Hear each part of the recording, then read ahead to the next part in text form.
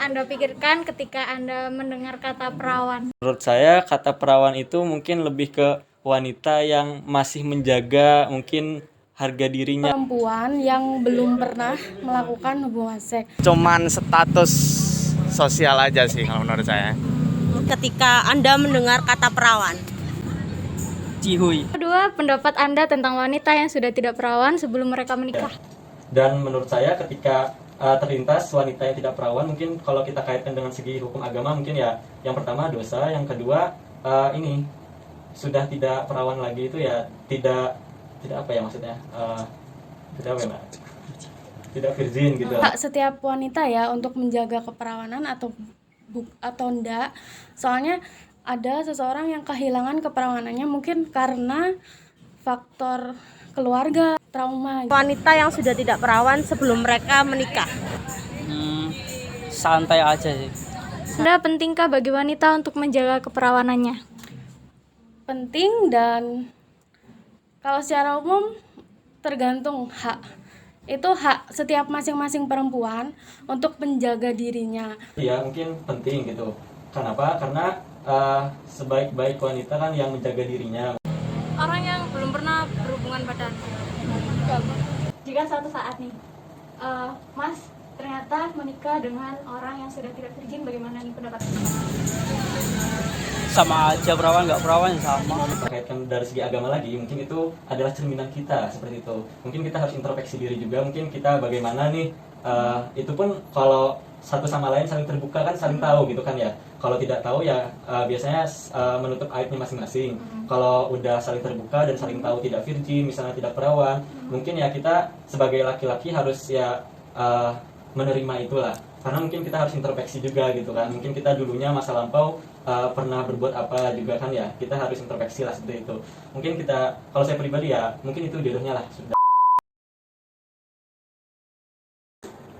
Oke. Jadi itu tadi video, sekumpulan video yang kita dapatkan ya kan.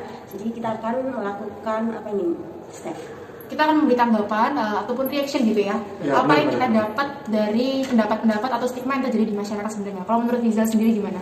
Kalau menurut saya sih untuk orang-orang kita temui itu kurang memahami lah, kurang masih pandangannya itu kayak orang-orang yang perempuan yang sudah tidak perawan saat dia sudah yang masih belum menikah, dia itu stigmanya masih kayak jelek gitu bagi orang-orang yang kita temui kemarin itu. Jadi garis besarnya mereka masih kurang mengerti gitu ya? Kurang mengerti ya, benar. Kalau Mbak Kiki sendiri gimana? Hampir sama sih sama Rizal gitu kan ya, tapi beberapa dari yang tadi itu ada yang menerima kalau misalnya istrinya itu dikatakan tidak perawan gitu kan ya.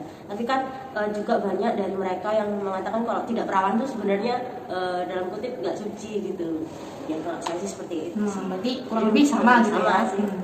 Kalau saya pribadi menangkapnya, memang stigma yang tersebar di masyarakat sekitar sendiri itu masih menganggap bahwa keperawanan atau tolak ukur keperawanan sendiri itu diterapkan pada selaput darah gitu ya. Namun kita sendiri semua tahu bahwa, bukan semua tahu. Maksud saya secara medis tidak semua perempuan itu lahir dengan selaput darah yang sama. Ada berbagai macam perempuan yang lahir dengan selaput darah yang berbeda. Ada yang baru beberapa kali, maksud saya baru melakukan hubungan sekali namun tidak robek begitu selaput darahnya gitu kan ya. Terus stigmanya, pokoknya kalau misalnya setelah melakukan hubungan seksual tidak berdarah berarti itu sudah nggak perawan gitu ya stigmanya. Padahal nggak seperti itu. Betul. Meskipun gitu, ternyata waktu kita juga olahraga yang berat-berat atau waktu dewasa itu juga memicu gitu ya. Iya.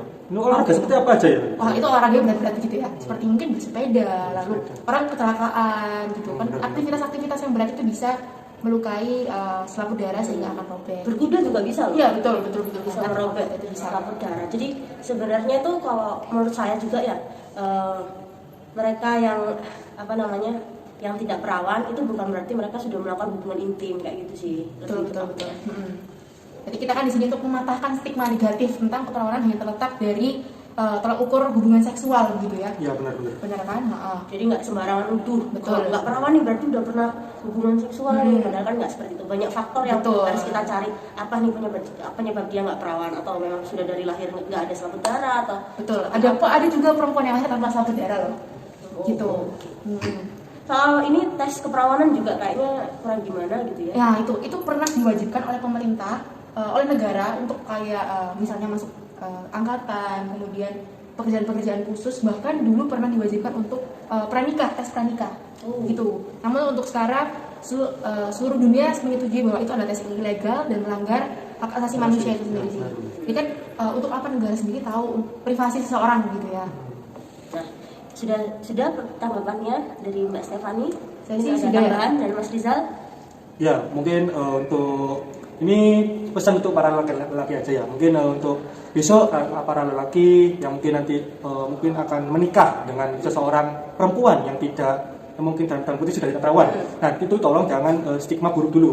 Cari tahu ini perempuannya ini seperti kata Mbak Stefani tadi, selaput darahnya kecil karena apa dia sudah pas kecil mengalami dia tanpa darah, dan apalagi mungkin ada juga tadi kan dengan olahraga berat itu kan bisa merusak selaput darah itu sendiri. Tolong mungkin ya para laki-laki jangan menjudge wanita mungkin tersebut untuk yang jelek, dicari dulunya ini kenapa seperti itu.